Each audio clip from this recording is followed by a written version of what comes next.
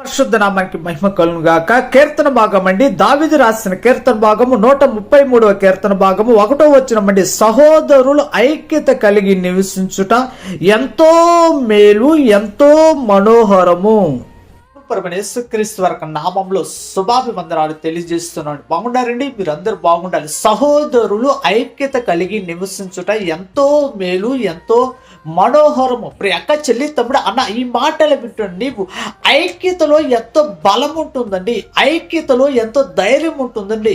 ఐక్యత కలిగి ఎవరైతే జీవిస్తారో ప్రజలు వారు చూసి భయపడతారు. ఆనాటి సమాజంలో ఆదిమ అపోస్తులందరూ ఐక్యత కలిగి ఉన్నారండి. ఐక్యతతో కలిగి ముందుకు ప్రయాణం చేశారు కాబట్టి వారిని చూసిన సమాజము భయపడింది, వారు చూసిన సమాజం భయానికి గురైంది. ప్రేక చరిత్రలో ఆదిమ అపోస్తులు అందరూ ఐక్యతతో జీవించారు కాబట్టి, ఐక్యతతో నడిచారు కాబట్టి, ఐక్యతతో ప్రవర్తించారు కాబట్టి, ఏక మనసు కలిగి ఉన్నారు కాబట్టి ప్రజలు వారిని చూడంలో భయం కలిగిందండి.